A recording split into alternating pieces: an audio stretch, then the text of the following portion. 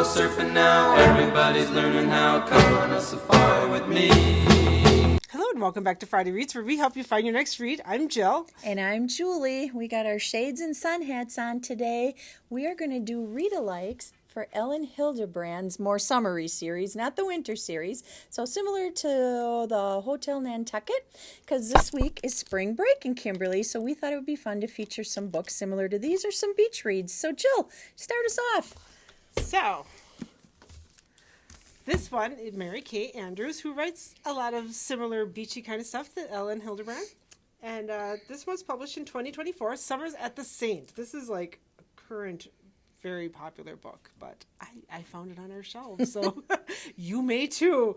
Welcome to St. Cecilia, a landmark hotel on the coast of Georgia where traditions run deep and scandals run even deeper. Everyone refers to St. Cecilia as the saint. If you grew up coming here, you were a saint. If you came from the wrong side of the river, you were an ain't. Tracy Eddings was one of those outsiders whose family wasn't rich enough or connected enough to vacation here, but she could work here. One fateful summer she did and married the boss's son. Now she's the widowed owner of the hotel, determined to see it return to its glory days, even as staff shortages and financial troubles threaten to ruin it. Plus, her greedy and unscrupulous brother-in-law wants to make sure she fails, enlisting a motley crew of recently hired summer help, including the daughter of her estranged best friend. Tracy has one summer season to turn it around, but new information about a long-ago drowning at the hotel threatens to come to light, and the tragic death of one of her own brings Tracy to the brink of despair. Tracy Eddings has her back against the pink-painted wall of this beloved institution, and it will take all the wits and guts she has to see wrongs put to right and see guilty parties put in their place, and maybe even find a new romance along the way. Told with Mary Kay Andrews' warmth, humor, knack for twists, and eye for delicious detail about human nature, Summers at the Saint is a beach read with depth and heart. Aww. Popular author here. My first pick is Pamela Kelly's The Nantucket Inn. This was published back in 2019, and it's the first book in the Nantucket Beach Plum cover series, which actually has 9 books. So if you want another beach-like series, check out this author. Lisa Hodges needs to make a decision fast. Thanks to her dead husband's gambling addiction, her bank account is now dangerously low.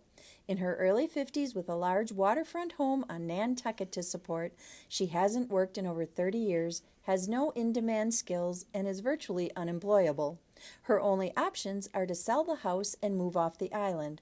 Or she could use her cooking and entertaining skills and turn her home into a bed and breakfast. She desperately needs it to succeed because she has adult children with problems of their own and wants to stay close to them. Her oldest daughter, Kate, has a fabulous career in Boston, working as a writer for a popular fashion magazine, and is engaged to a dangerously handsome photographer who none of them have yet met. Kate's twin, local artist Kristen, is growing frustrated with her relationship with an older, separated businessman. And youngest daughter Abby is happily married to her high school sweetheart, and they've been trying to have a baby, but it hasn't happened yet. And Abby wonders if it's a sign that maybe their marriage isn't as perfect as everyone thinks. So check out The Nantucket Inn, the first book in the series. Nantucket seems to be a place that Elin Hilderbrand goes a lot with her books. She sure does. I am not going to Nantucket for this next one, so it's a little bit different, but it's still beachy. But it involves a Wisconsin beach. This takes place on Lake Geneva in Wisconsin. So, Cicada Summer by Maureen Lurk. This was published in 2017. People keep a house alive, not the other way around. Alex Proctor has seen the truth of this in every empty, rundown property she bought and renovated since her divorce almost 3 years ago. She's also experienced the thrill of making each one a home. Her newest project is a dilapidated, century-old house just a few blocks from Geneva Lake, Wisconsin. Time and neglect, along with rats and raccoons, have ravaged it inside and out. Only Alex can see the beauty of what it once was and might become again. In just a few weeks, by the time the cicadas make their scheduled appearance, after 17 years underground, the house should be ready to sell. In the meantime, there are construction disasters and surprises to contend with. Amid overgrown grounds and rooms brimming with debris, Alex finds treasures, pocket doors, hardwood floors beneath the layers of linoleum and grime, and carved initials that reveal a long-ago love story involving Alex's elderly neighbor, Elsie, and another cicada summer. At that same time, Alex finds herself searching for a way to reconcile her new life and lingering feelings for her ex-husband. For so long, she felt sure that moving on was the only option. But maybe this house and everything she's learning in it could give Alex room for a second chance. So, A Wisconsin pick. I love it. Hey, we got beaches. My next pick is Brenda Novak's Summer on the Island. This was published back in 2022. A summer of healing, friendship, love, and a secret that could change everything. After the death of her U.S. Senator father, Marlo Madsen travels to the small island off the coast of Florida, where she spent summers growing up to help her mother settle the family estate. For Marlo, the trip is a chance to reconnect after too long apart. It's also the perfect escape to help her feel grounded again, one she's very happy to share with friends Aida and Claire, who are hoping to hit reset on their lives also. A leisurely beachfront summer promises the trio of women the opportunity to take deep healing breaths and explore new paths. But when her father's will reveals an earth-shattering secret that tarnishes his impeccable reputation and everything she thought she knew about her family, Marlo finds herself questioning her entire childhood and aspects of her future. Fortunately, her friends and the most unlikely love interest she could imagine prove that happiness can be found no matter what, as long as the right people are by your side. So check out Summer on the Island. This time I'm off the coast of Florida. I think she's got a lot of books, too. She does. My next one is Summer on the Bluffs by Sunny Hostin. This was published in 2021. A life-changing summer along the beaches of Martha's Vineyard. Welcome to Oak Bluffs, the most exclusive black beach community in the country, known for its gingerbread Victorian-style houses and modern architectural marvels. This picturesque town hugging the sea is a mecca for the creme de la creme of black society, where Michelle and Barack Obama vacation and Meghan Markle has shopped for a house for her mom. Black people have lived in this pretty slip of Martha's Vineyard since the 1600s, making this posh town the embodiment of old money.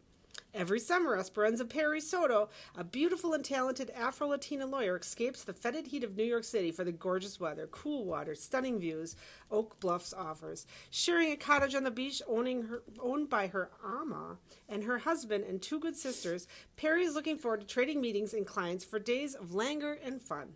When Memorial Day arrives and the season begins, some of the nation's wealthiest, most powerful, and famous of the worlds of politics, art, entertainment meet to swim, dance, party, and chill.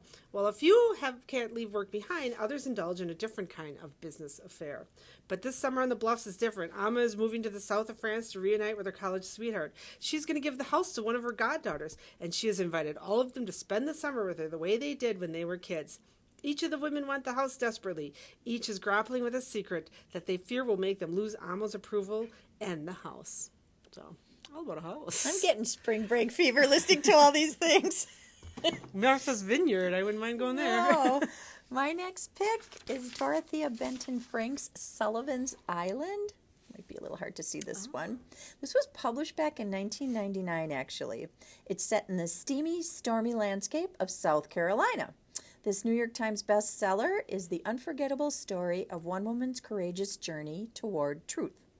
Born and raised on idyllic Sullivan's Island, Suzanne Hayes navigated through her turbulent childhood with humor, spunk, and characteristic Southern sass. But years later, she's a conflicted woman with an unfaithful husband, a sometimes resentful teenage daughter, and a heart that aches with painful, poignant memories. And as Susan faces her uncertain future, she realizes she needs to go back to her past, to the beachfront house where her sister welcomes her with open arms, to the only place she can truly call home. This is actually the first book in the Low Country Tales series, which has 13 books in the series, the most recent, which was Queen Bee, published back in 2019. This also looks like a Elin Hilderbrand. It sure does. Cover, so check out Dorothea Benton Frank for some beachy reads. I didn't realize how many beaches we would be visiting in this. Sullivan's Island, that's a good one. Mm-hmm. Okay, I'm going back to Nantucket. This is by Nan Rossiter. This is the first in the Nantucket series called Nantucket. This was published in 2015. Over 25 years ago, Liam Tate and Acadia McCormick Knox fell in love. It was summer on Nantucket, and 18-year-old Liam knew the wealthy college-bound Katie was way out of his league for a local boy who restored boats for a living. Yet the two became inseparable, seizing every chance to slip away in Liam's runabout to secluded spots far from the world that was trying to keep them apart. After Katie returned home to New York and discovered she was pregnant, her parents crushed any hope of communicating with the boy she'd left behind. Unanswered letters and calls couldn't change Liam's heart, but over the years, he's settled in a simple, solitary life in his rambling beachfront house. Now he's learned that Katie is returning to Nantucket for the opening of her son's art show. Over a weekend of revelations and poignant memories, Katie and Liam have the opportunity to confront the difference time can make, a truce that never alter, and the bittersweet second chance that arrive in time to steer a heart back home. So, Aw. Nantucket. A lot of coming home stories, too. That's what I have to say. I picked solely for the cover. I just like the cover of this one. This is Christy Woodson Harvey's A Happier Life. This was published last year, actually. Present day. Keaton Smith is desperate for a fresh start, so when her mother needs someone to put her childhood home in Beaufort, North Carolina on the market, the home that Keaton didn't know existed until just now, she jumps at the chance to head south. But the moment she steps foot inside the abandoned house, she's confronted with secrets about grandparents who died before she was born. And as she gets to know her charming next-door neighbor, his precocious 10-year-old son, and a flock of endearingly feisty town busybodies, she soon finds she has more questions than answers. 1976. Rebecca Bex St. James has made a name for herself as the best hostess North Carolina has ever seen.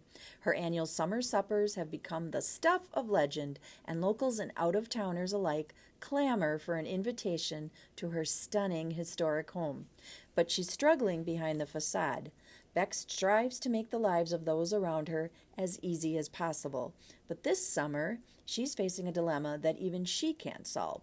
And as the end of the season looms, she is brought to a decision she never wanted to have to make. As both Keaton and Bex face new challenges and chapters, they are connected through time by the house on Sunset Lane, which has protected the secrets, the hopes, and dreams of the women in this family for generations. So a dual timeline one, 1976 and present day, but check out A Happier Life. Christy Woodson Harvey. That is a pretty amazing cover.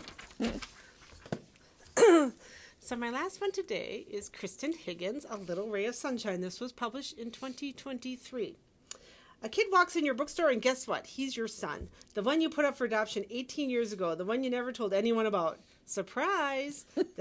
And a huge surprise it is. It's a huge surprise to his adoptive mother, Monica, who thought she had a close relationship with Matthew, her nearly adult son, until he secretly arranged a vacation to Cape Cod so he could meet his birth mother without a word to her. It's also a surprise to Harlow, the woman who secretly placed him up for adoption many years ago.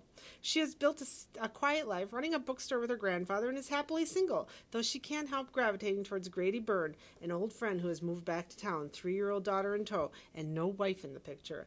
When Matthew walks into Harlow's store, she faints. Monica panics, and all their assumptions about what being a parent means really explodes. This summer will be full of more surprises as both their families are redefined, and as both women learn that for them, there's no limit to a mother's love. So, a little ray of sunshine.